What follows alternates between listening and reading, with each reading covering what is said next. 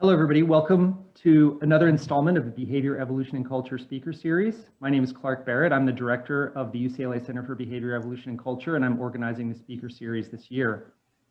If you're interested in learning more about our center, you can visit our website at bec.ucla.edu. You can find information about upcoming talks. You can find an archive of videos of talks, and you can also find out how to get involved with our center, including signing up for our mailing list or making a tax-free donation to the center. The talks are also available on our YouTube channel, which is UCLA Beck, and I am recording today's talk. Before I introduce today's speaker, let me give you a preview of next week's talk. Our speaker will be Professor Zane Thayer from Dartmouth, and her talk will be How Social Inequities Create Health Inequities, an Integration of Social and Biological Mechanisms. This week, it's my great pleasure to welcome Tyler Marghetis, who is an assistant professor of cognitive information sciences at UC Merced and an Omidyar Fellow at the Santa Fe Institute, where he is right now. Tyler's talk is called A History of Our Times. If you'd like to unmute yourself, please join me in welcoming Tyler Marghetis.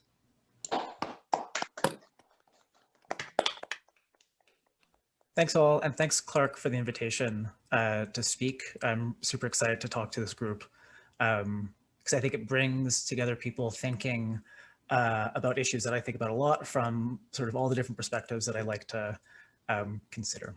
So let me share my screen with the computer sound.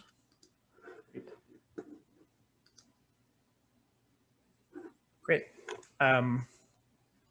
And so can I get a thumbs up that people can see this? We can see it, yep. Great, awesome. Okay, so the title of my talk is A History of Our Times, which is a little bit punny, and I think will make more sense as we go along. But just at the outset, I want to say that I'm really trying to lay out a rather programmatic approach to making sense of human understanding writ large. So that's sort of, it's gonna be a bit of a breakneck sprint through a bunch of case studies and considerations that I'm sort of really excited about these days. But first, some Hollywood. All right, let me go get him. We'll straighten this thing out, all right? Hey, wait a minute, Charlie. What? Well, you're right. I'm right. Yeah, was it last Tuesday? Yeah. Okay, wait, so now watch his hands. That's the Tuesday, that was last week. That's before the one that's about to come up. My mistake, I'm sorry, forgive me. Okay, so this is a wonderful example. I mean, they're actors, but this is pretty close to what you see in everyday life, in sort of the canonical encounter, face-to-face interaction, where the way that people gesture about time lays out time along these spatial axes. So from here, from left to right. So yesterday's pointing to the left, forward to the right. And this approach of using space to structure time, or as we'll talk about sort of lots of other domains, is not just restricted to our hands, our gesture. It also shows up in sort of the millisecond differences of human decision-making. So this is one amongst many studies that's demonstrated that when people are making temporal duration or temporal sequence judgments, they're faster to make judgments about earlier things on the left and later things on the right. So it seems like this spatialization of time that we see in gesture is also sort of happening in low-level decision-making or memory as revealed in these reaction time studies. And this actually shows up really, really early in development. So here's some data that I collected with colleagues. This is a 5-year-old. And so, yeah. Can you teach me the difference between last week and next week? When is last week and when is next week? Last week was the one about right here. Mm-hmm. And next is right here. Okay, cool. And then what about tomorrow and yesterday? When is yesterday and when is tomorrow? This is yesterday, this is tomorrow. Awesome, okay. And then what about the difference between last week and next year? When is last week and when is next year? Next year is right here. Mm-hmm. And last week was right here. Cool. Okay, so this kid is, first of all, adorable. Second of all, clearly the best kid in all of our data. So they're not all like this, but many of them are. And so in sort of like long and in progress work, we've shown that this is actually quite systematic early on in development, even at a stage in development where kids are still pretty bad at words for time, like before and after. They sort of gesture in these systematically spatial ways. This pattern continues beyond the individual in sort of the larger patterns of material culture. So this, you may have seen things like this. This is a timeline. And so the thing to note here is that once again, time is being laid out, structured, communicated using this left to right spatial axis. And so the point I'm trying to make here is that when we think about the human understanding of time, especially within our culture, there's a heterogeneous mix of parts, different facets that all seem to be doing very, very similar things. So you have material culture and a set of cultural practices associated with that. You have the spontaneous use of the body in communication, in gesture. You have low-level decision-making. You also have systematic polysemy in language, such as when we talk about long or short meetings, or that I'm looking forward to the future, thinking back on the past. And so we have all these different facets that seem to be doing really, really similar things. But could it have been otherwise?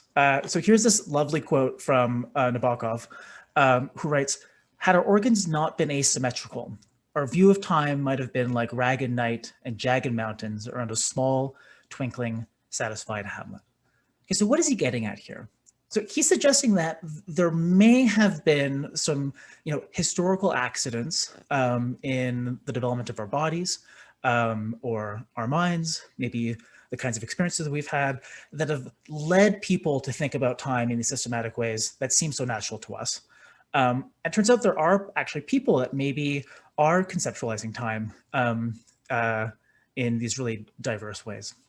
So here's one example from colleagues, Rafael Nunez, Kenzie Cooprider, and others. This isn't my own work, but they've documented a group, the Yupno in Papua New Guinea, for whom time runs uphill. And so they've found, systematic evidence from gesture during storytelling that storytellers will, when recounting incidences from their past or describing the meaning of yesterday and tomorrow, they'll gesture systematically upwards, uphill for tomorrow and downhill for yesterday and other kinds of time terms. So here's another group, again, interestingly, associating now with their bodies, the future with one axis, the past with a contrasting axis, but in a really, really different way than us. So despite all the sort of cohesion that we have within our own culture around the way that we're using space to conceptualize and structure time, it turns out there's actually quite a bit of cross-cultural diversity.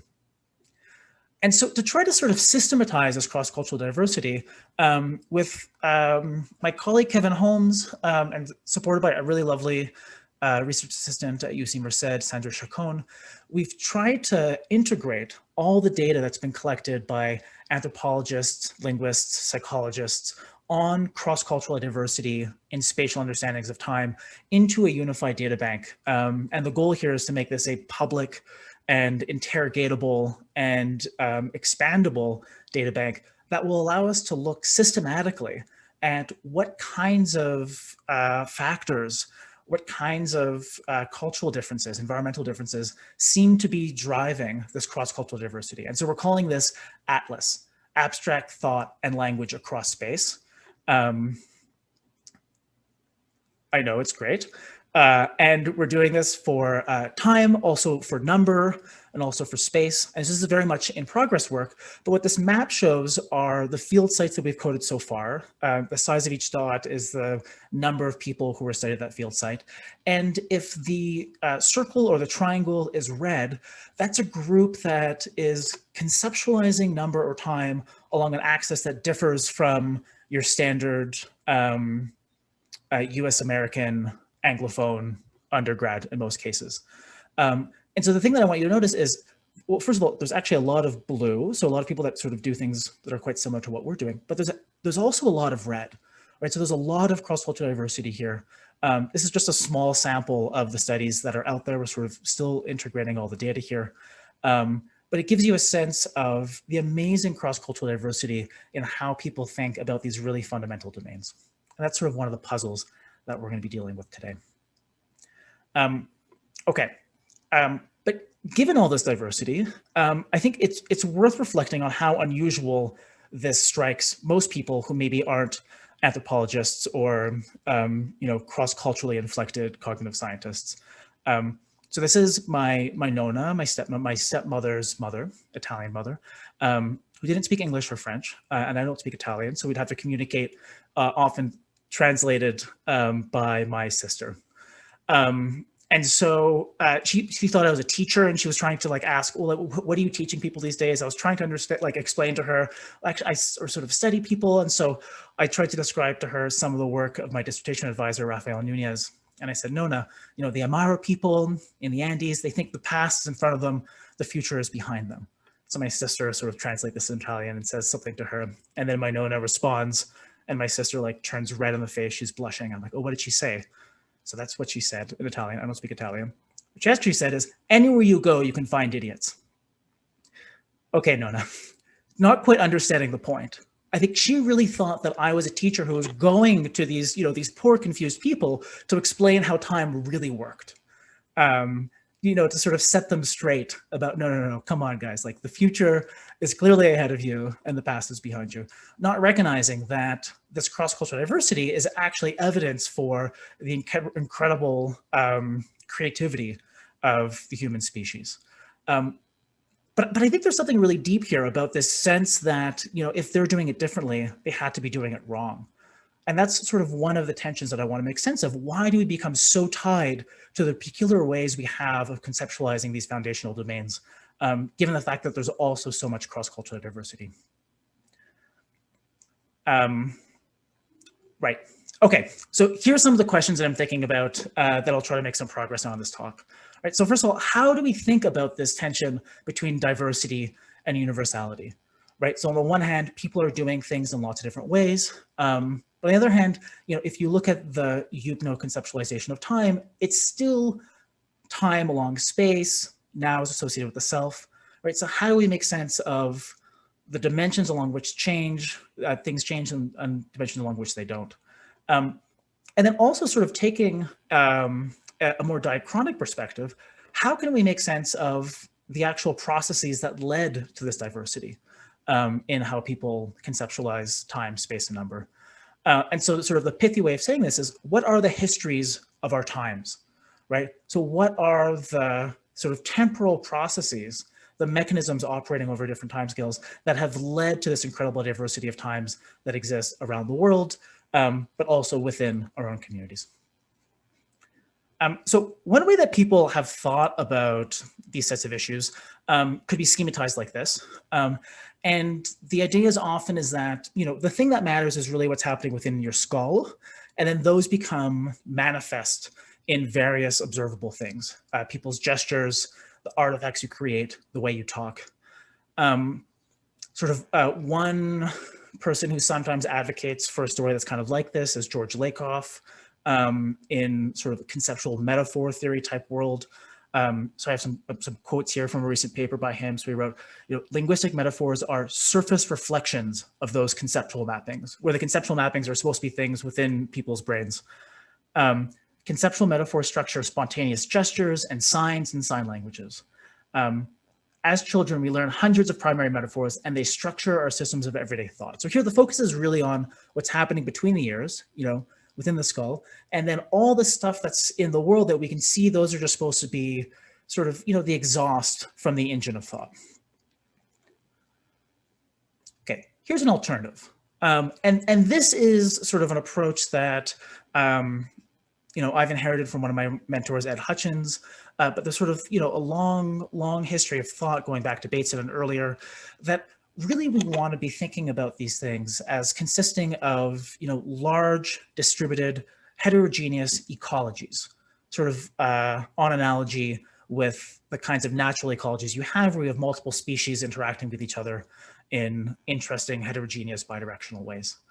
And so unlike the previous account that I was showing here, now sort of what's happening within our brains is still really important. But we're also sort of giving place of precedence to the way people talk, the artifacts they have, and the way they gesture as having a certain degree of autonomy.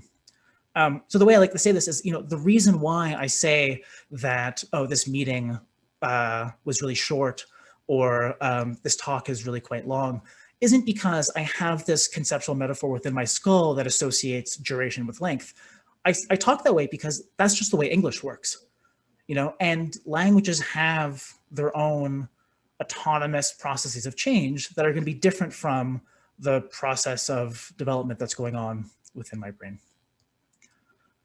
Okay, so given that background, here's the argument that I'm trying to make, right? So first of all, conceptualizations of time, space, and number are best understood not as concepts within individual brains, which is sort of the classic locus of cognitive psychology and most of cognitive science, but instead as heterogeneous systems distributed across brains, bodies, material artifacts, cultural practices.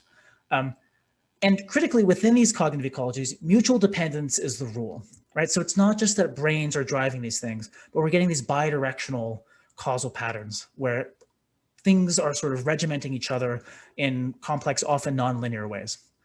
And here's, I think, is maybe one of the critical points I'm trying to make here, is that these heterogeneous components have their own characteristic timescales. So the timescale at which implicit mental association is going to change is going to be a completely different timescale of the timescale at which something like a Twitter timeline or some other material or digital artifact is going to change, which can be a different timescale from the timescale at which our body morphology is changing. And it's critical to think about how these timescales are shaping each other, but also autonomous. And by various timescales, I really mean from the process of slow evolution by natural selection down to the rapid pace of situated interaction. And these are nested timescales. They're sort of operating with each other, and there's sort of interesting interactions happening across there. Okay, let's look at some data. Let's look at what's actually sort of happening in the world. So the first place I want to return to is this Yupno Valley in Papua New Guinea that I talked about a bit earlier. There's been a bunch of work done there by Rafael Nunez, Kenzie Cooperwriter, and others. So just some background. So this is like in the Finisterre mountain range in Papua New Guinea. This is a photo taken by my colleague Kenzie Cooperwriter of one of the villages. So these are subsistence farmers. There's around 8,000 people distributed across 20 villages. And recall that this is the group that had this really interesting spatial understanding of time, where they're conceptualizing time as running uphill. And so in work with Nunez and Cooperwriter, we want to know, how are they conceptualizing number, another one of these foundational domains? And here, I don't want to get into sort of all the details of the debate in the literature, but there's some conflicting evidence that a linear spatial understanding of number might be innate and a cross-cultural universal. But there's other evidence that maybe that wasn't true and was very much shaped by the particularities of a particular culture. And so to sort of gain some additional insight into this question of how universal the spatial understanding of number was, we had them do a classic card sorting task, where we gave them these disks with either disks of smaller and larger size, or dots of a different number. We also had some other disks, but I'm sort of not going to get into those details here. And we just asked them to sort of lay them out in a way that makes sense. So we just sort of handed them a bunch of disks and we said, do this as you could. These are two examples of what folks spontaneously did there in the field. So notice they're ordered, and there's a very strict line here, right? So they're not being placed in circles, they're not being stacked, they're not being placed in two different spatial groups. They did sometimes do that, and so here, the blue square at the top shows that US American undergrads basically always just laid out these disks in a straight path, a linear order. And the Yupno did slightly less, but still a lot of the time. And if you looked at the orientation of these lines, the US adults here were almost always laying them out rightwards. So here the different quadrants are showing the orientation of those lines. And you see most of the density there is in that rightmost, well, it's not a quadrant, it's an octant, the rightmost octant, showing that they're laying it out left to right. This is what the Yupno looked like. So basically they were laying things out in a line. So that does seem to be, interestingly showing up cross-culturally in almost some sort of universal way, certainly highly regular, but it hasn't been regimented in the way that it has been in the US. I think it's really interesting, there's sort of this mix of cross-cultural diversity, but also a certain degree of universality here. The story that I want to tell here is that there are these sort of long timescale constraints on our bodies. We have this sort of symmetric and asymmetric morphology, but also on our brains that might sort of have an evolved tendency to associate space and time and space and number. But then also there are these sort of shorter timescale cultural processes and interactional processes that lead to very particular spatial configurations of number. And so one thing that's completely lacking for the most part in the Yupno are systematic graphical representations of number that use space. And so here the story seems to be that this particular set of graphical practices that we have in the West, where we lay out numbers spatially, seems to have regimented a set of intuitions that do seem to be available and deployed cross-culturally.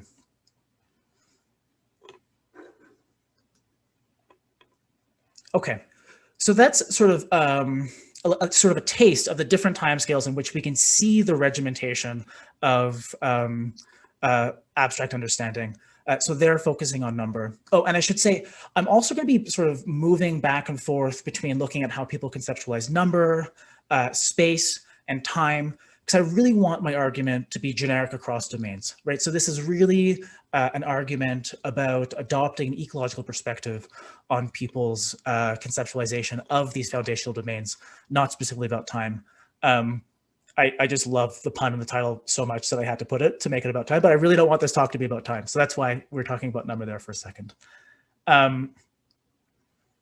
Okay. And so now I want to talk a bit about change. So that was sort of a snapshot of one particular group that lacked these regimenting processes from these cultural artifacts, and compared it to another snapshot of US Americans who did have these constraints from things that evolve over this cultural timescale. But of course they had to get there somehow.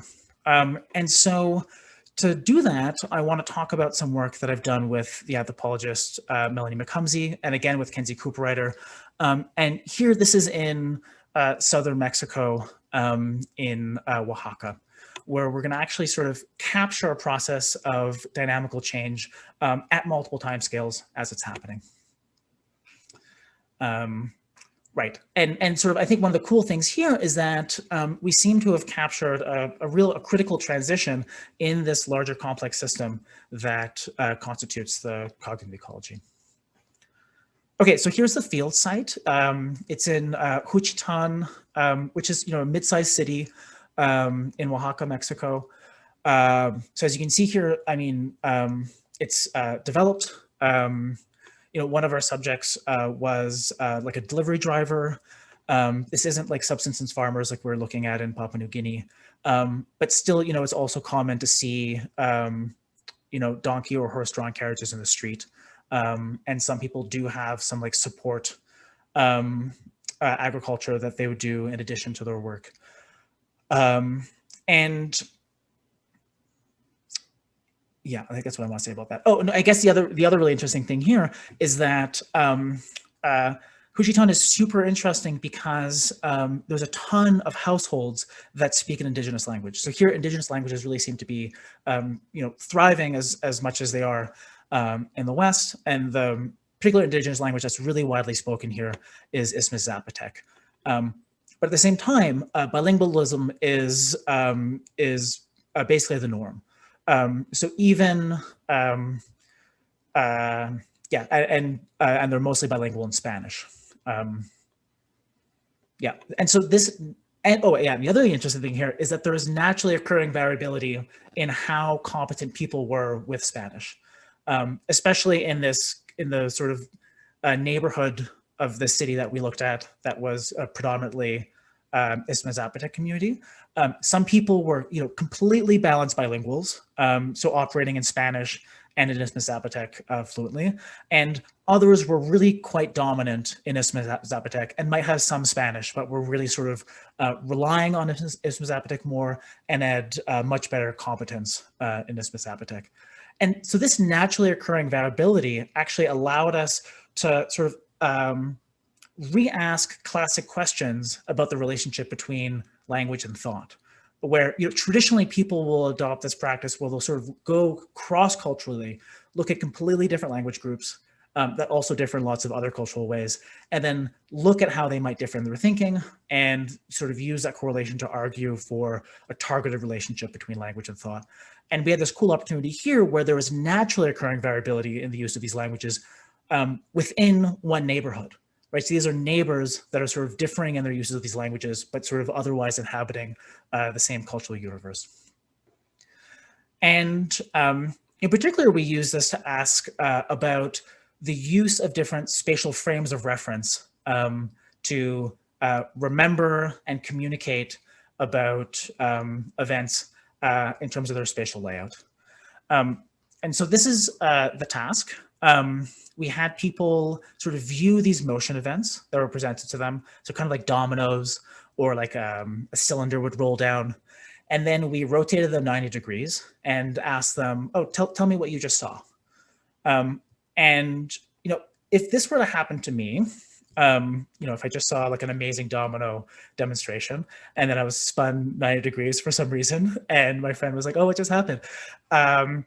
Introspection is fallible, but I'm pretty sure I would gesture spontaneously in ways that would maintain the relations, the spatial relations relative to my own body. So we talk about this as that's an egocentric frame of reference, right? So if I saw, things rolling to the right, I would gesture to the right. If I saw things rolling away from me, I would gesture away from me. It turns out that egocentric frame of reference, while sort of very common in sort of European languages spoken in developed places, isn't the default everywhere in the world. And in lots of other places, the default, even for this fairly small scale set of spatial relations, is one of a number of allocentric, so other than self frames of reference. So related to cardinal directions or various kinds of major landmarks like hills.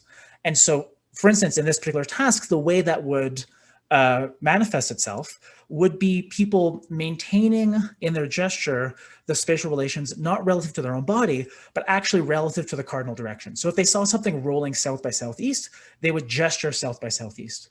And there was some anecdotal evidence from ethnographic work that this is something that people did, but there actually wasn't good systematic investigations of whether people did systematically maintain these spatial frames of reference in their gesture during storytelling.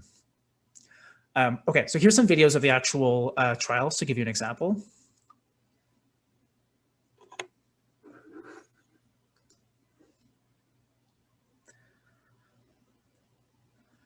Sort of a variety of different spatial events. Notice there's always a major motion event going along one particular axis. Here, this is all along the axis sort of towards or away the participant, but we also had cases where it was going left to right, so we sort of manipulated axis. Sometimes they did it themselves. Okay, so you get the idea. And so here's an example of someone gesturing about something that they just saw running from left to right from their perspective, but that's actually sort of towards the camera from behind the screen where they saw the event. Una barra que cayó encima del triángulo que tenía la barra horizontal, cayó y tumbó los demás objetos rectangulares. Okay, so you see that nice sort of rightward gestward. And then here's someone who saw the same motion event along the same axis. Es un puente como que lo derrumbaron, pues. Así yo lo vi. Okay, so now you see this completely different axis here. So she's actually sort of maintaining the cardinal direction orientation of the motion event when reproducing in gesture. Okay, so recap, we showed them these motion events, we rotated them 90 degrees, and then we looked at how they were representing the spatial motion event in their gesture systematically when they're telling it under this rotation. That allows us to distinguish between an egocentric, so body-based frame of reference, or some allocentric frame of reference. And here's what we found. So again, this is a similar representation to what we saw with the Eupno, where each octant shows the direction of gesture on a particular trial. And so even though we were sort of coding one of 8 different directions, they basically only gesture in ways, for the most part, I mean, there's some exceptions here, that were consistent with an egocentric frame of reference or an allocentric frame of reference. So I think this is some of the first evidence that people actually do systematically deploy these spatial frames of reference to structure the way they're gesturing as they're communicating about these different motion events. And I'll note, very, very seldom do we actually see explicit spatial frame of reference language in their speech. So very few people said, oh, and it rolled eastward, and then it came down to the left.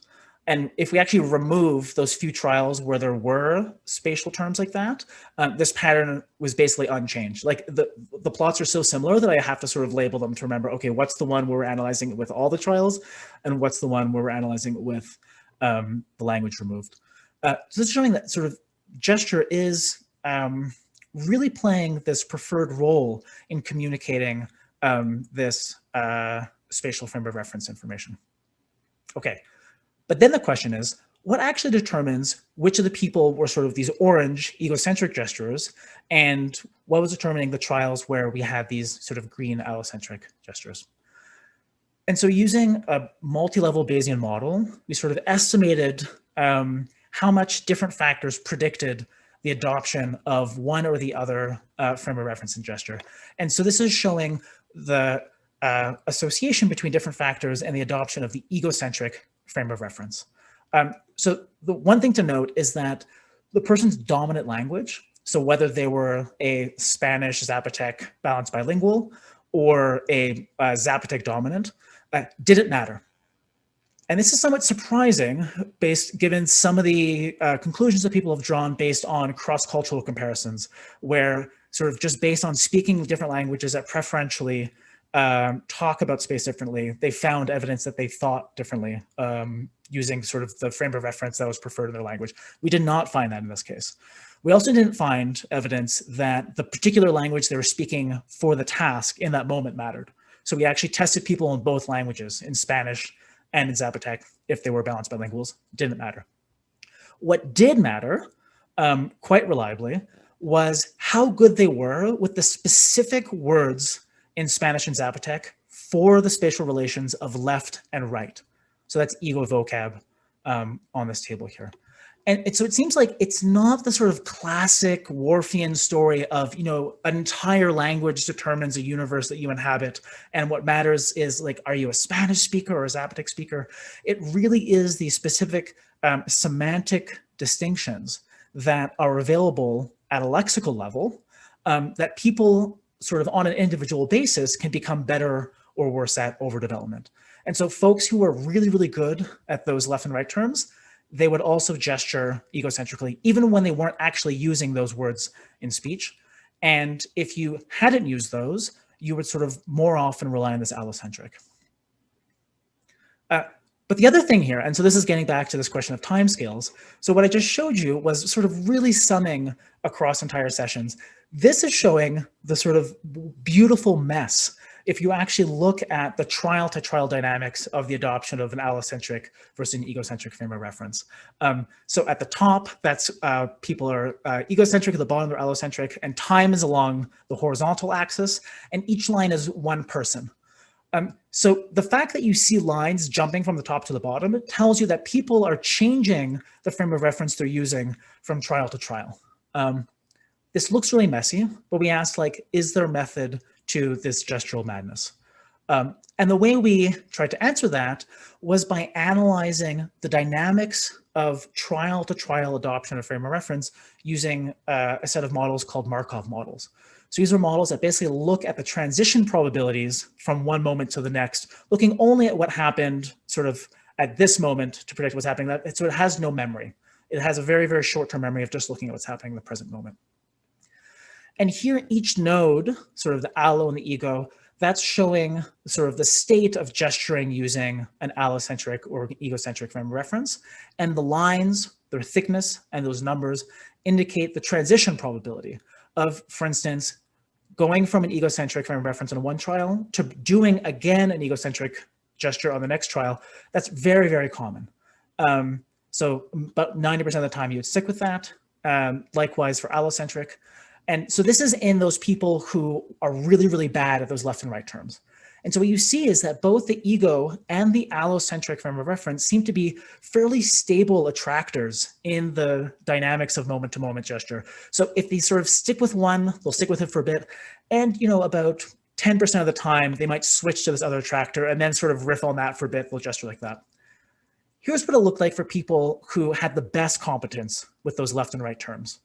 Okay, so notice now the egocentric is a highly stable strategy. Once you're there, you're likely to stick. You basically never switch to anything else. The allocentric is still present, but about half the time you're going to be drawn into that egocentric frame of reference. Another way to look at this is as sort of a potential landscape. So these are quasi-potential landscapes. So you can think of it as if you're going to drop a marble on top of this landscape, and it's going to roll down these contours into possibly, a local basin. These are basins of attraction. And so notice for the folks who are really, really bad with these left and right terms, we have these two basins of attraction, the ego and the allocentric. But for folks who have mastered the left and right terms, that allocentric attractor has basically disappeared. So all the sort of dynamics are now driving people towards using that egocentric frame of reference. So here, this is showing that sort of attractor landscape, the potential landscape for different values of mastery of left and right terms. So 1 at the top, these are people who they got it, they're perfect. 0.5, they maybe use it half the time, and 0, they got it all wrong. I've also included minus 0.5. So this didn't exist in our data because it's not possible for people to actually get a negative score because we're just looking at accuracy. But I'm including it here as an example of what might have happened in the recent history before Spanish became so widespread, when those left and right terms weren't really in circulation at all. I'll return to that point in a second.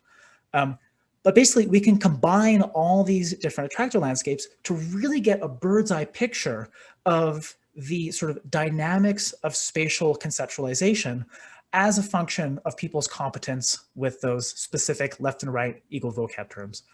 So individual differences in competence with ego vocab are plotted along the vertical axis, and then the particular frame of reference you're using in gesture is plotted along the x-axis. And so what this is showing is you have these, these two attractors for these. If you're really, really bad with ego vocab, so maybe you're living in a community where those terms don't exist at all, sort of our model's predicting that basically there's just one attractor, and that's allocentric. For these in-between cases, and that's actually sort of the people that we caught in this community where bilingualism is rampant, we have two attractors, sort of the blue and the red. And as competence with egocentric vocabulary increases, that allocentric attractor basically disappears. And I think it's kind of similar to what we have, for instance, in the US, where it would be very, very unusual for someone to retell a story maintaining cardinal directions in their gesture. And this is a three-dimensional plot of that just because I think that's cool. Okay. So here we have all these different timescales happening simultaneously in this really beautiful way. On the sort of the cultural level, you have competence with ego vocab. That's sort of developing over developmental time, right? So that's one person developing competence with egocentric vocab. That then determines, and so I'm using causal language here, even it's just an associated, but indulge me. Sort of what's happening over developmental time is then causing these moment-to-moment interactive dynamics of how people are gesturing. in their hands. And the cool thing now is that we can sort of zoom out to this cultural level and actually start asking, okay, what are the dynamics of language change? So a bit of background on Isthmus Zapotec. So in Isthmus Zapotec, biga can mean left of. So that's sort of the egocentric term that exists. But that's a relatively recent extension. So originally it referred to left side body parts. The word for right of, derecho, is actually borrowed, again, fairly recently from Spanish. And so we have this sort of cultural timescale where these egocentric terms seem to be sort of becoming more and more available within this linguistic community, and making it actually possible for people to sort of master these, then with this cascade going down to how they're gesturing on a shorter timescale. And sort of, we actually haven't talked about that because I changed the order of the slides. How do I want to say this instead? Okay, great, let's say this. So this is a case where the story I want to tell is that this sort of slow cultural process where new lexical distinctions became available, then sort of had an influence over developmental time on how people sort of master those terms, which shaped how they were acting moment to moment. And we could sort of zoom out and talk about the availability of those frames of reference sort of simpliciter, and that's probably happening over evolutionary time, right? So these frames of reference are shared with other animal species. And so here the direction is really going from language, sort of, particular words shaping how people are thinking about things. But as I said at the start, within these cognitive ecologies, mutual dependence is the rule. And let me illustrate that by sort of turning to another, to me, rather exotic tribe, which is the US military. The thing to note here, sort of recall, that I started off by showing that people gesture left to right for time. We have these timelines that go left to right from time. But we actually don't talk about time as going from left to right, right? So, if I were talking about sort of the informal discussions with grad students could be having at the talk, I'm not going to be like, in an hour and 15 minutes to the right of now. That's just not how English works. And it turns out, until recently, there was no attested languages around the world that actually used that lateral language to talk about time, despite the ubiquity of cultural artifacts, cultural practices, gesture, and the sort of behavioral reaction time evidence showing that people do, in fact, think about things, think about time and number along that left to right axis. Okay, that is until recently. So my colleague Rose Hendricks traveled to San Antonio, Texas, where there's a military base, where we'd heard rumors that there was a new conventionalized, systematic set of metaphors for talking spatially about time that looked like this. So we'd heard that it was actually unmarked for folks to say the meeting was moved 2 days to the left from Friday to Wednesday.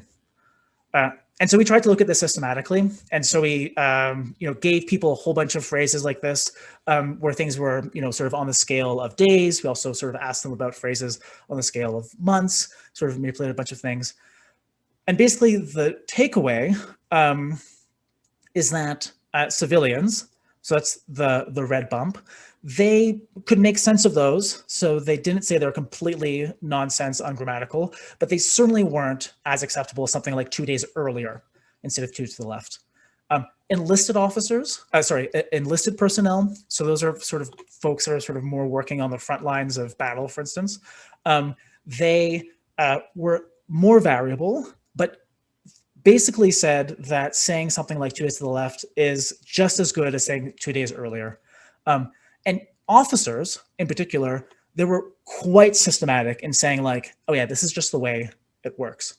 Like that's how, why wouldn't you say it that way? That's now become sort of a conventionalized part of the variety of English spoken in the US military. Okay, so here we have evidence for the first time of one lateral spatial language being used to talk about time, which I think is like really, really cool. Two, note that the direction of causal influence, now, so again, this is not an experiment, so we're not sure, but sort of allow me to speculate here. The causal direction is the opposite from what we saw in Ismail-Zapotic speakers, where there, the emergence of these new left and right terms in the language seemed to be driving how people were gesturally and also in memory, because we tested their memory, conceptualizing space in that case. Here, it seems to be going from, maybe how people are conceptualizing time in their heads, maybe how they're gesturing about it, maybe the artifacts, to the language. So it's the opposite direction. So again, the sort of reciprocal mutual influence is really the rule here in these cognitive ecologies. We might ask, like, why now and why this group? So without any evidence, I'll speculate because I'm the speaker, so I'm allowed to. And so one sort of provocative thing here is that officers in the U.S. military, and this is my understanding, I actually haven't spent much time studying the U.S. military, a lot of their responsibility involves these duty rosters, which are basically like Excel spreadsheets that lay out from left to right what everyone's going to be doing at various times. And so this is an example one.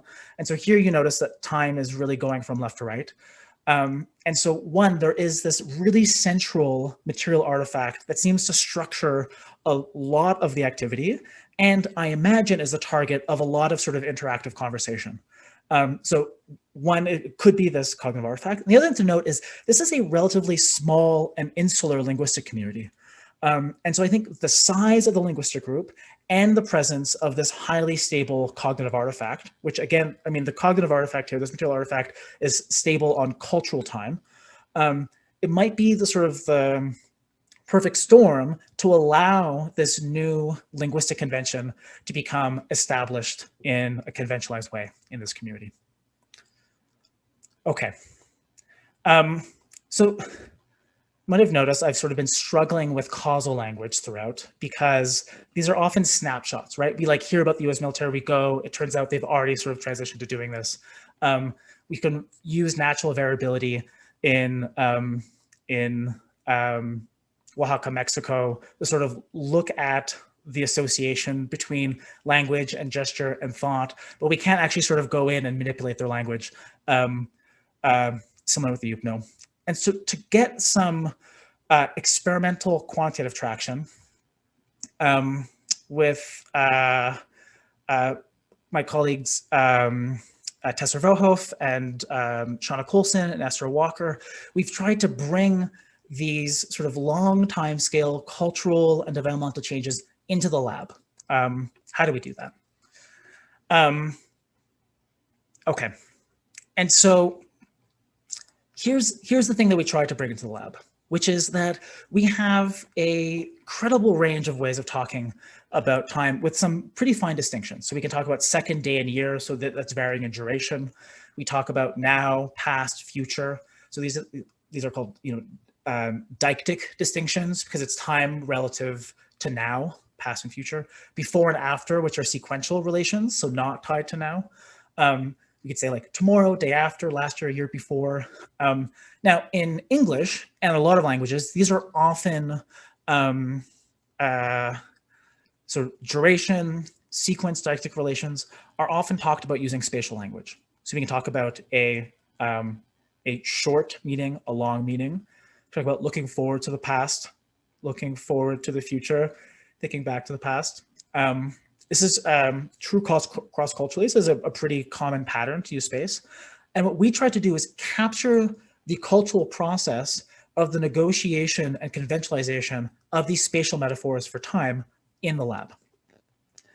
And we did this with a novel two-player communication game where we brought people into the lab and these dyads were split, so they're in separate rooms. They couldn't see each other or communicate except through their computers, which were wired together. But they couldn't send text messages to each other. Okay, this is all they can do. So one player would get a target meeting they had to communicate like a year before, and then they had to record a spatial message that varied only on the vertical axis. Okay, so they could only send basically a vertical spatial signal, and that's what this looked like. So they would click record, and I think it was set so all the signals were 5 seconds long, exactly 5 seconds, or plus or minus, something like that. They touch this touch screen bubble bar, move their finger up and down, or they could hold their finger in one place. This was recorded. They would then send that to the other room. The person would be like, oh, you got a signal. Turns out subjects actually, I think, really liked playing this. Like no one was rage quitting halfway. It was kind of a fun game. And then the message, the vertical signal that was recording in the other room was played back to them, again on the screen. And then they had to say, like, what did the person mean? And they were given all of these options: day before, tomorrow, before, year, after. And they had to sort of pick amongst them. And at the beginning, they were mostly wrong. So the partner in that case meant year before, but actually we meant last year, which is a fairly fine distinction, right? It's a distinction between, sequential relations and these sort of like deictic past future relations. They got feedback. The amazing thing is that people pretty quickly got quite good at this. And they got good because they sort of negotiated these shared conventions for using different aspects of space to communicate about different aspects of time.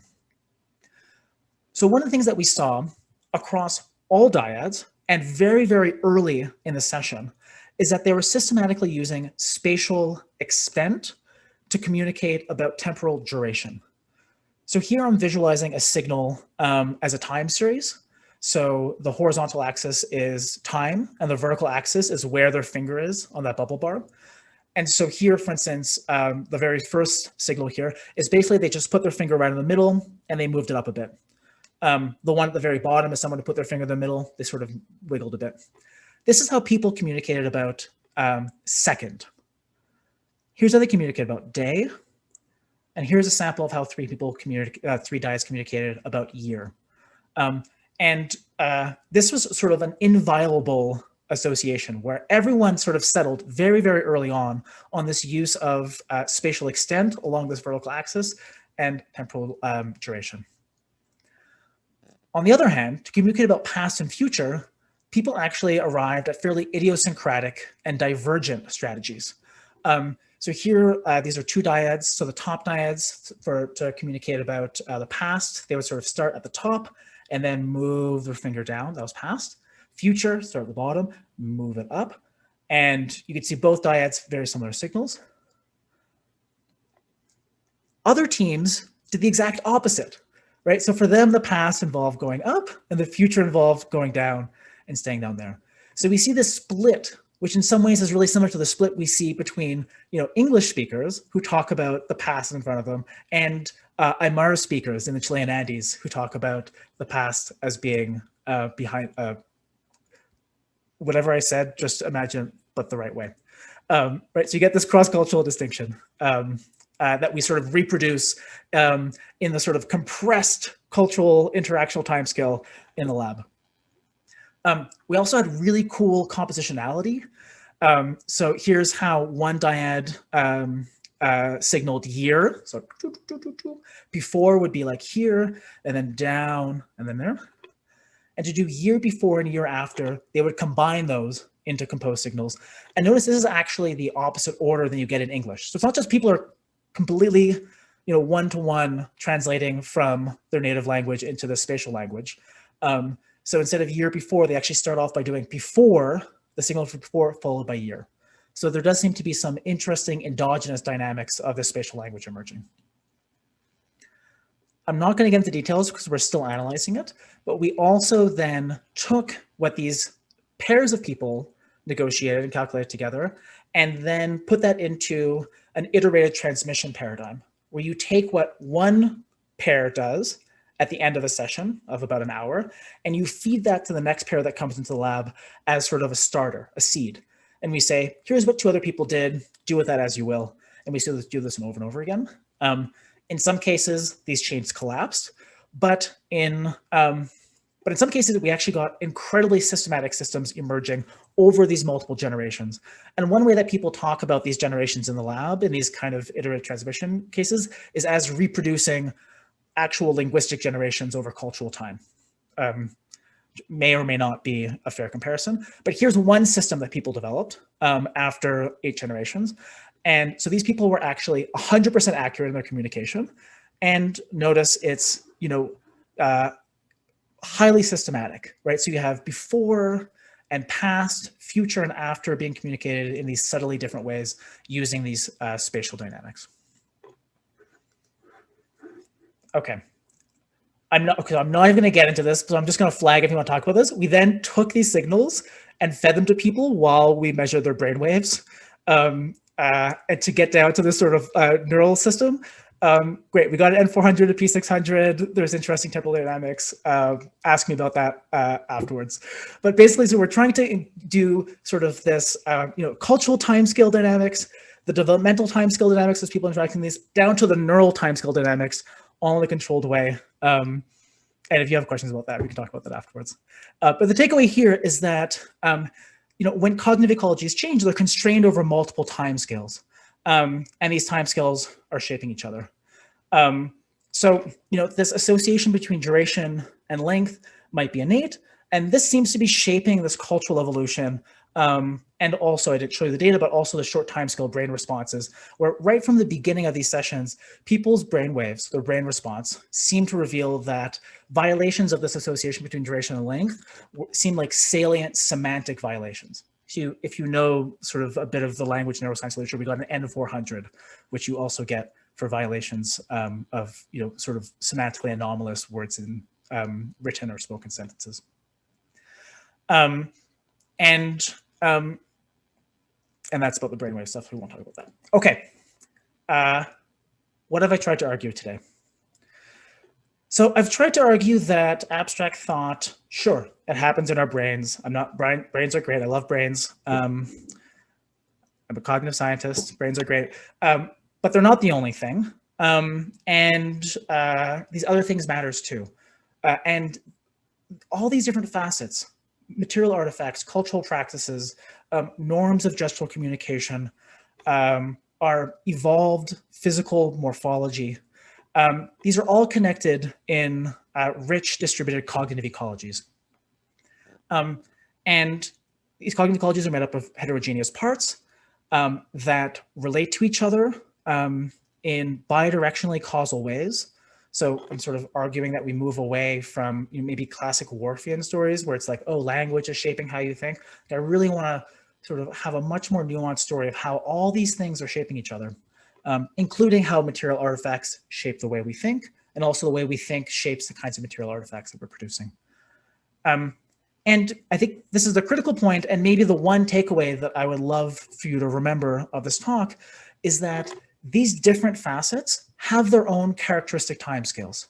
So our morphology changes on a very, very long timescale, also shaped over development based on culture, but it's sort of a much longer timescale than the timescale at which we develop sort of implicit mental associations, which are quite malleable and changing on a very short timescale. And this matters, right? The fact that material artifacts, sort of graphical representations of time and number along timelines or number lines are actually material and sort of immutable mobiles, to sort of steal a term from Bruno Latour, that matters, right? That materiality matters for the timescale at which these things are going to change. And so I've argued that we sort of need to step away from this very unidirectional brain-centered approach towards sort of this richer ecological approach where things are shaping each other in bidirectional ways. Some final thoughts before we switch to Q&A. So one thing that surprised us is a whole set of new metaphors that we can borrow from ecology to think about stability and change in these systems. And so one idea that ecologists have is that ecosystems, ecological assemblies, have keystone species that really drive the dynamics of the entire ecology. And you can then ask, what's the facet of this ecology that is sort of the keystone species of a cognitive ecology? I think for a long time, depends on who you ask, people might think it's the language you speak or what's happening in your brain. But this ecological perspective invites us to think about how different ecologies might operate differently, how they might have different keystone species. So that, for instance, if you're in a community with formal education, rich practices of literacy and graphical representation, those might really matter for regimenting the sort of entire ecological assembly.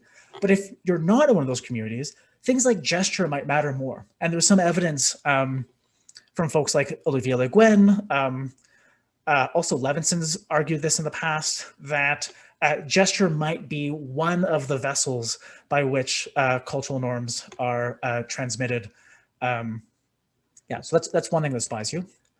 The other thing is that alignment is an accomplishment, not a given. So the fact that we talk about time in one way and we gesture, we have artifacts that are all sort of fitting together, you don't get that for free by a brain thinking in one way and then like, you know, timelines don't work the way they do. We don't sort of lay timelines out left to right because I, as a personal person, happen to think of time as going from left to right. It's like that because there's a long history of graphical practices. And we can sort of ask about the processes that bring these into alignment, as we captured in this US military case, where for the longest time, language wasn't aligned with gesture and material practices. But then we saw how that happened. And we can ask, okay, what are the contexts in which this alignment occurs? And then last, I just want to return to my Nona, my late Nona, who I love very much. Who, you know, had this strong, visceral, rejective response of like, oh, those people are idiots. And I think there's something really deep here, which tells us about, you know, these ecologies, you can sort of think of these sort of larger cultural practices as ecologies, but you can also think of individual thought as an ecological system and how stability operates there. So you can think of my Nona as her own sort of little ecology that's highly stable in how she thinks about time. And sort of just flagging this, in other work, I've adopted this sort of distributed ecological perspective to think about stability and change on the scale of the individual. So looking at jazz improvisation as a distributed practice of interaction that exhibits you know, long periods of stability when they sort of settle into interesting sound worlds, but then suddenly they'll improvise a leap to a completely new set of melodies that they're playing. So adopting an ecological perspective there. I've used this perspective to think about mathematical and scientific insight and discovery as like math experts are working on proofs. And lately I've started to think about whether this can give us insight into the stability of religious thought and also moments of sudden conversion, like Saul, then Paul on the road to Damascus. And so this sort of distributed complex systems perspective offering us tools for thinking about stability and change across scales in these ecological assemblies of thought. Okay, so we're at the end. So that was a history of our times and our spaces and our numbers. And what I hope you'll take away is that understanding change on these different timescales and the interactions between these timescales might help us understand why conceptualization often looks the same across cultures, but also looks really different. Why cognitive ecologies resist change and are highly stable, and also why they sometimes do change. And thank you so much for your patience, and for the people on video for your nodding faces. That was very encouraging to have some visual feedback. Thank you. Thank you so much, Tyler. Thanks for a great talk. Feel free to unmute yourselves if you'd like to.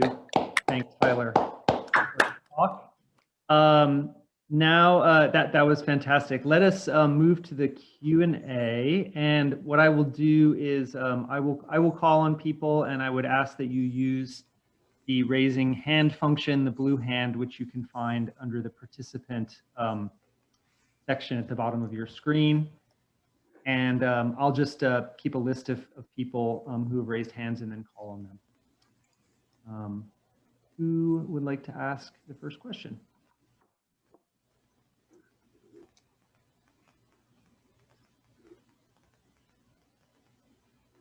Dan, go ahead. So thanks, Tyler. That was really, really fascinating and elegantly presented. Also, I have a number of remarks and speculations going from the kind of, shall we say, mundane to maybe the more conceptual. So at the mundane level, I noticed on your map that of your Atlas project, which sounds great, that you didn't have any Caribbean sites, and I just direct you to the anthropologist Kevin Berth, who has spent much of his career working on conceptions of time in Trinidad. And I can't say I know his corpus well, but you may find useful information there. Secondly, a kind of a pedantic concern with regard to the Oaxacan work. So in much of the work, you were very careful to put, caveats on claims of causality. But you made some pretty strong claims with regard to the Oaxacan work about how acquisition of the language tools then shaped people's responses in the test. At least in the abstract, an alternative possibility is that the extent to which people easily acquire a language is in part determined by whatever cognitive tools they bring to that learning experience. So it could be the case that individuals who have a more allocentric orientation to start with are more comfortable speaking Isthmus Zapotec and less comfortable speaking Spanish, and acquire Spanish less well as a consequence of that. And the converse is true for individuals who come to that learning interaction with a prior that more strongly privileges the egocentric orientation. I think that's implausible. I think your causal explanation is likely, especially if we accept the cognitive ecology perspective that you're presenting, which I'm very glad to see you doing, by the way. I think Bateson and Hutchins' ideas are quite deep and did get lost along the way in many cognitive science circles. But at the very least, you can't eliminate that possibility, right? Since all you have is a cross-sectional measure. Totally. And then lastly, in terms of your sort of concluding thoughts, it seems to me that ecological perspective, one interesting location where you might see the ecology settling on an equilibrium, if you will, right, is when there are conflicts between different conceptual mappings. So in English, magnitude is vertical, right? More is up, less is down. We see that in, your speakers go all the way to 11, right? I mean, the numbers go up and the dial turns up. That works really well for technology where the function and the extent of operation are aligned, like a furnace, okay? So you say, turn the temperature up, turn the furnace up, it's doing the same thing. The furnace is working harder, the temperature is increasing. Both of those are an increase in elevation on that vertical axis. But it doesn't work for air conditioning, right? And people are often confused about how to describe what they want done to the air conditioning. They say, turn the air conditioning up, in which case it's working harder, but the temperature is going down. Or do they say, turn the air conditioning down, in which case it's working harder and the temperature is going down? That is, which of those two do they privilege? And I think, I'm not certain about this, but I think in English as spoken in Japan, they have resolved that by, it's just the magnitude of function. So turning the air conditioner up is making the air conditioner work harder. Turning the furnace up is making the furnace work harder. And this sometimes causes confusion in American tourists in Japan, where they don't understand that, in fact, it's all one system, as it were, right? There's only one thermostat. So it strikes me that how we negotiate that vertical dimension in American English is still being determined, right? Graphical interfaces for digital thermostats have up and down on them, right? But how people talk about it doesn't yet fully reflect that. That's great. Thank you, Dan.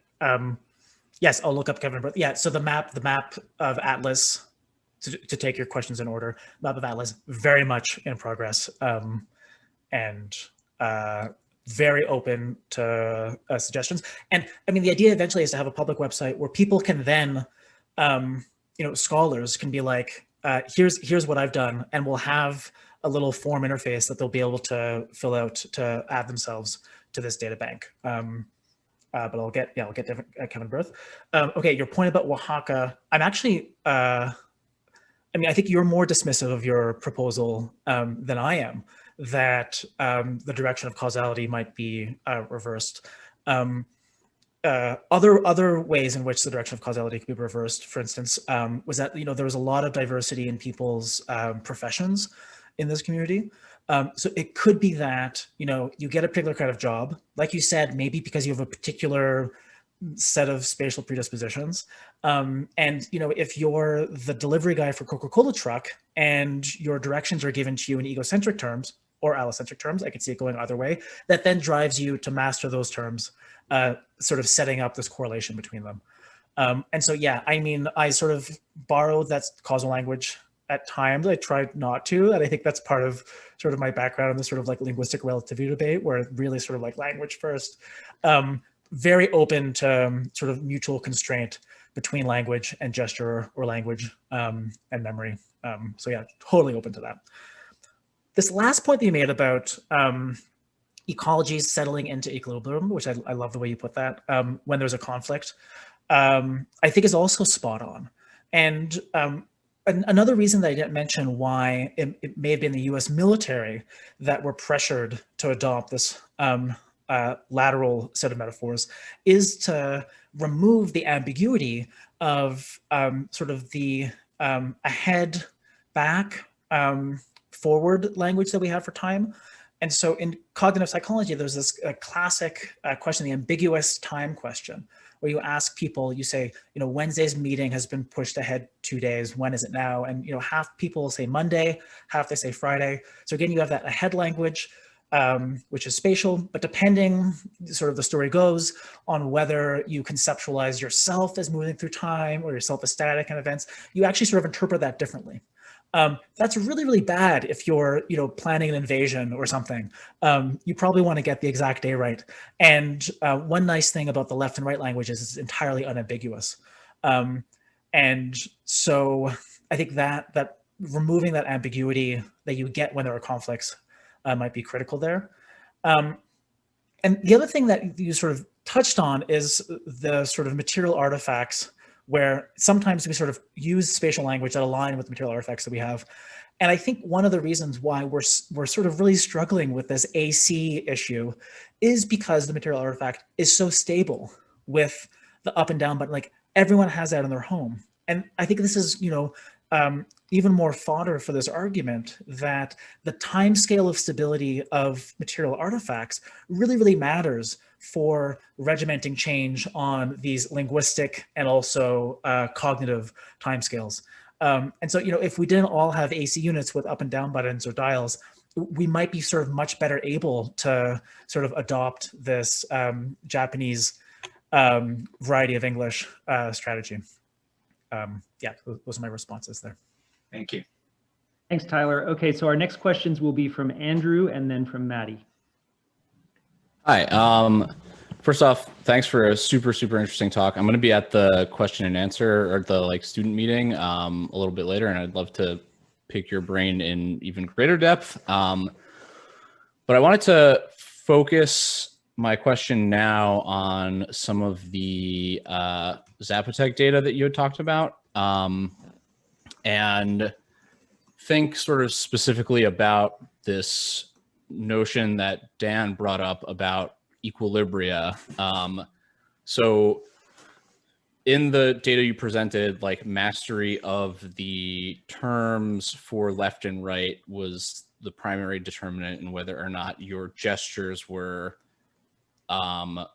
mapping egocentrically or allocentrically. And I guess I was just, there are a number of questions that are sort of folded into what I'm thinking about here, but I guess what I'm wondering is, to what extent do you think it is the case that, there's sort of a structured relationship between the frames of reference that we can use, or is it the case that we sort of tend to default to one, and having these terms facilitates arrival at this one point of equilibrium as opposed to another? Or are we capable of sort of housing within our brains these multiple frames of reference, and there's just something about like, you know, like the languages that are being spoken there are not without sort of other associations, and, you know, there's prestige dialects and non-prestige dialects and things like that. And so how much of the resultant use of egocentric frames of reference is reflecting this sort of, you prioritize one map versus demonstrating something about your mastery of this term that is derived from a prestige dialect? Yeah, those are great. Another set of great questions. Thanks for that. The first thing I want to say, just for completeness sake, is that we found the same effects of left-right egocentric mastery, not just on gestury, but also on a memory task, sort of like a classic animals rearrangement task. So just to flag that this isn't just within the communicative domain, it does seem to be, there's something special about that relationship between his left and right terms and how people are adopting these frames of reference non-communicatively and not in speech. So just want to flag that.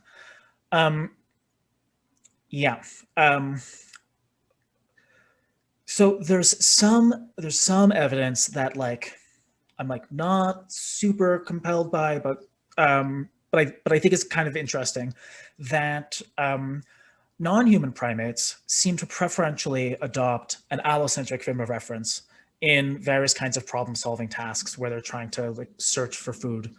And there's also some very, very recent, sort of just in the last couple of years, evidence that human children, when presented with spatial terms, that could mean either have an allocentric or an egocentric meaning, seem to default to, at least at the beginning, starting with an allocentric interpretation, even in the US. So that's work by Peggy Lee and Daniel Hahn is the work who's done the sort of non-human primate stuff. So that suggests that there might actually be a starting point, as you put it, which is sort of a non-body-based allocentric frame of reference. I'm not super convinced that that's the end of the story, but it is kind of interesting that that really goes against, you know, hundreds of years of Western philosophical speculation of, you know, the egocentric body-based frame of reference as really being the you know, the starting point for then elaboration and transformation by a bunch of cultural practices in, you know, advanced civilization. So that's sort of interesting, and that does seem to be the pattern that, you know, if we use my non-causal, non-temporal data from Oaxaca, but interpret it causally and temporally, seems to be the story that we're getting there, where people before the introduction of these left and right terms start off allocentrically, and there's something special about those words that then drive people to the egocentric thing. Having said that, I totally think that these questions of prestige dialects or prestige practices are also going to matter. And so one thing that I didn't touch on at all is, you know, power and prestige. And that's going to be absolutely critical for understanding how these heterogeneous ecologies become stabilized and change, especially in these moments of contact. So recall that it was the US officers who seemed to have the most highly conventionalized deployment of this lateral spatial language. Probably not an accident. Maybe an accident, probably not an accident.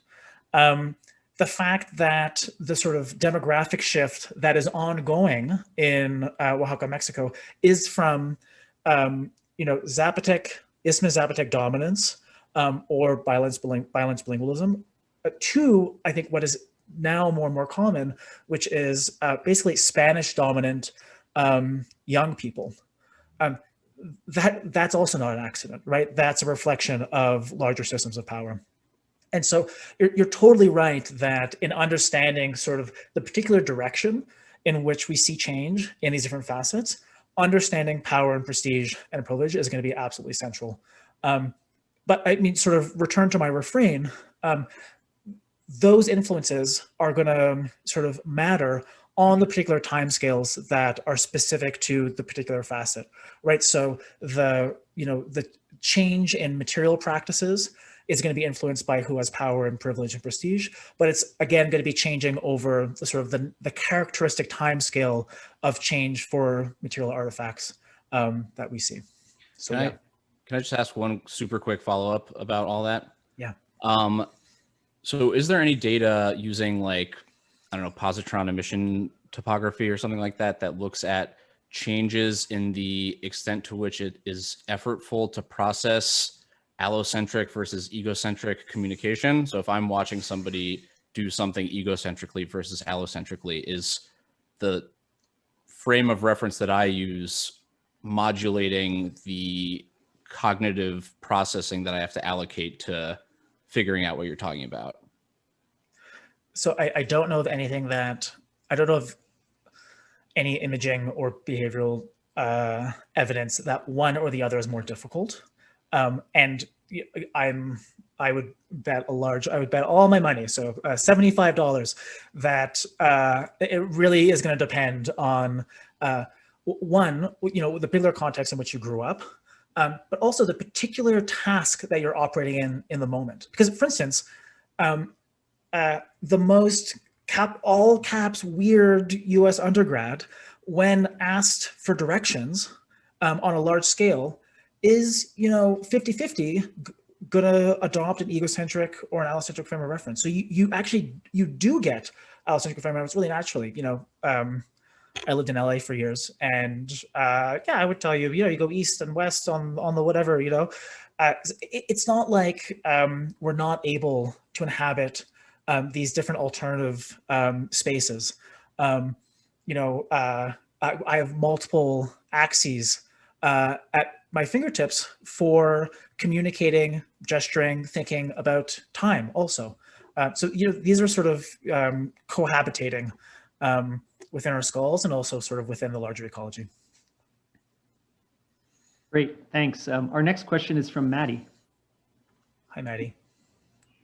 Oh, hi. So yeah, first off, thank you for your talk. I really love what you're doing with this idea of cognitive ecologies. I think that's so important going forward for think about, like you said, these interaction processes. So I want to zoom in on like one particular thing and ask you a few more questions about where you're going to go with it. Cool. So San Antonio. So I think what I heard you say is that your claims this is something that has emerged there and not in other spaces in other parts of the country, or did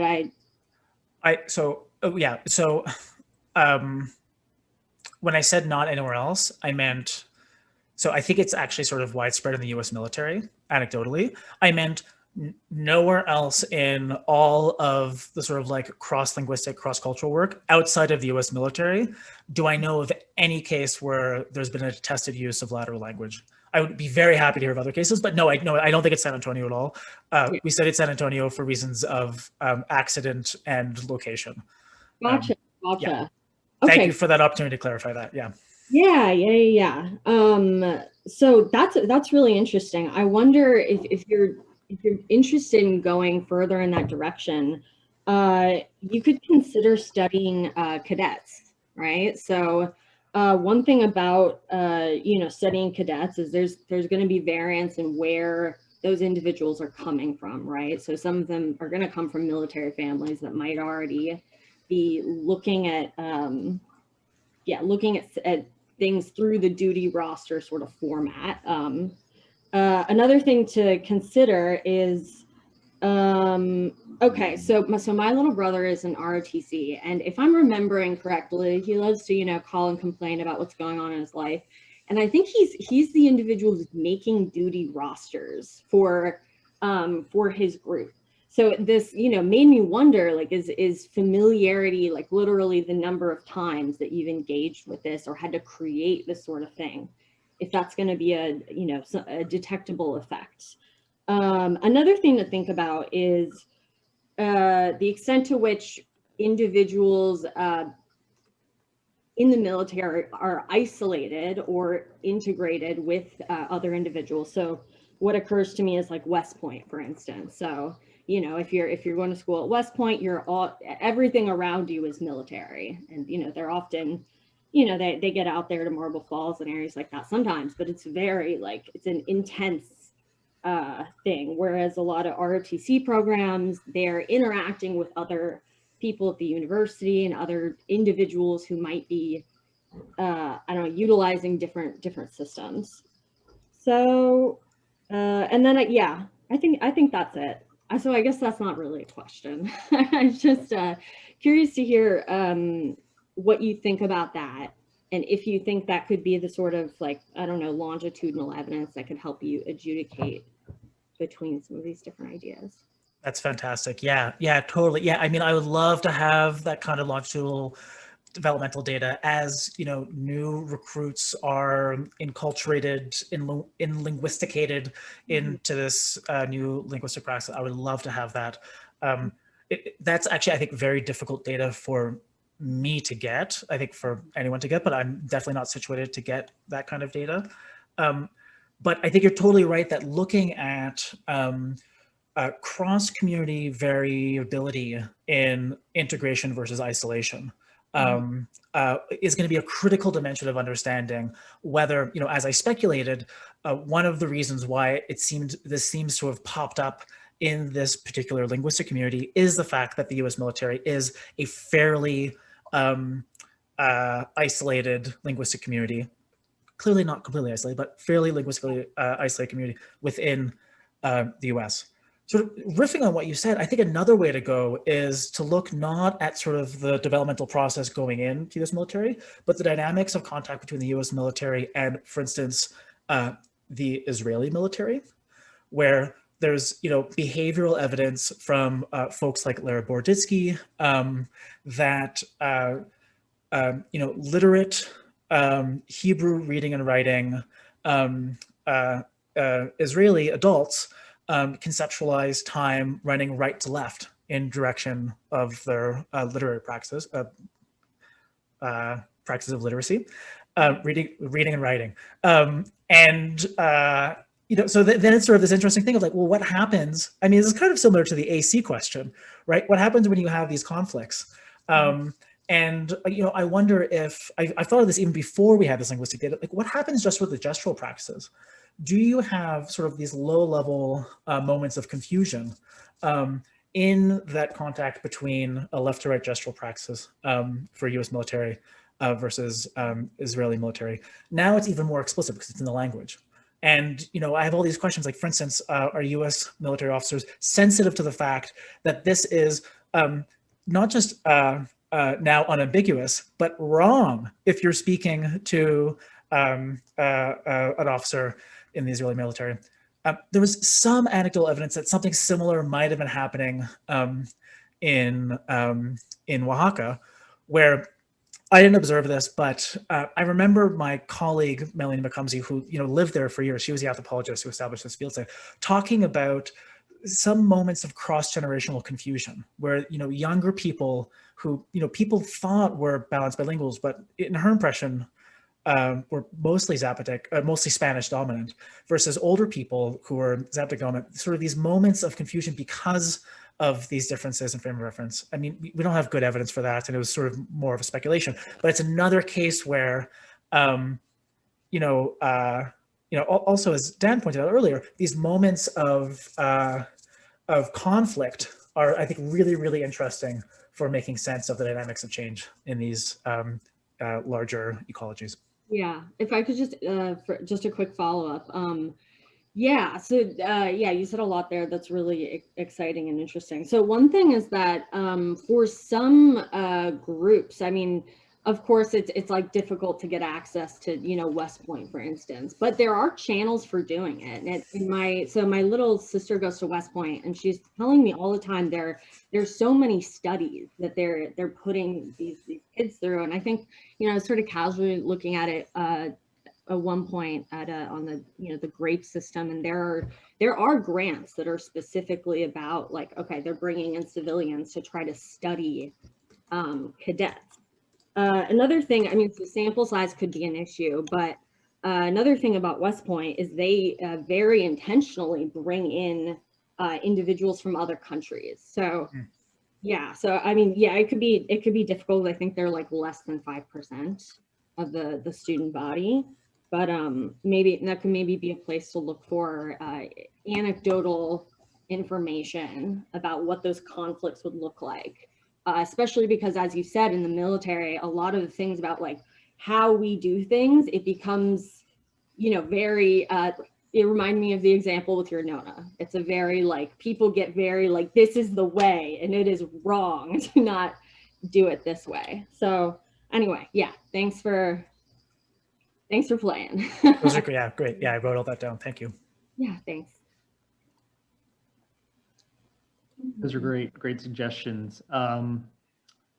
Tyler, I would like to thank you once again for visiting us and for a great talk. We're unfortunately out of time. Otherwise, I think we could definitely continue this discussion for quite some time. But I hope you'll come back and visit us again. And you're close. You're in the UC system, so let's definitely keep in touch. And if people would like to unmute themselves, let's thank Tyler for a great talk. Thank you so much. Thanks, everyone. Good luck with the bike ride in the snow. Be careful. Yeah, I'm excited. Okay. Okay. I'll see the various students in 25 minutes. Sounds great. Thanks so much, everybody. See you next week.